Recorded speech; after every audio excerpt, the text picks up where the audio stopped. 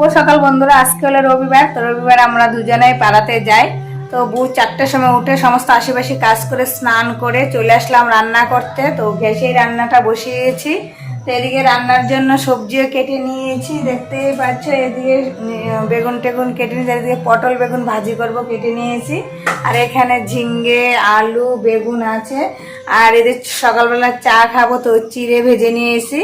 আর এখানে চা করে নিলাম, এর চা করে রেখে দিয়েছি, এবার চাটা ছেঁকে নেব। আর এদিকে তো ভাত হচ্ছে, দেখতেই পাচ্ছ। 4 কাপ সব কিছু রেডি। তো যেহেতু পাড়াতে যাবো, একটু তাড়াহুড়ো আছে। তোমাদের দাদাভাইকে ডেকে ডেকে ঘুম থেকে তুলেছি।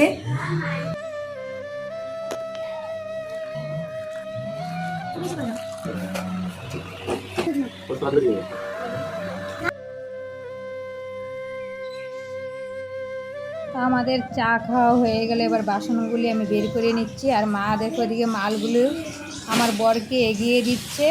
তো যাই হোক, শাশুড়ি মা আমাকে ভালোবাসুক বা না বাসুক, আমি কিন্তু প্রচুর ভালোবাসি ওনাকে। কারণ হলো, একটা মানুষ বয়স্কর গড়ে থাকলে অনেক অনেক কাজে আসে। এই যেমন আমি একটা ব্যবসা করি, সেটার জন্য আমি আমার ছেলে মেয়েকে রেখে যেতে পারি। উনি না থাকলে আমি পারতাম না, কারণ তোমাদের দাদাভাই একদমই দিত না যে ছেলে মেয়েকে রেখে তুমি কাজ করো। তো আমি জানি প্রত্যেকটা মেয়েরই কাজের দরকার। আমরা তো এরকম পড়াশোনা জানি না, তার জন্য আমরা চাকরি বাকরি হবে না, নিজে একটা কাজ করে নিজের কাছে একটা অনেকটাই বরের থেকে হাত পাতা থেকে নিজের পায়ে দাঁড়ানো, নিজে কাজ করা, এটা আমি মনে করি অনেকটাই ভালো।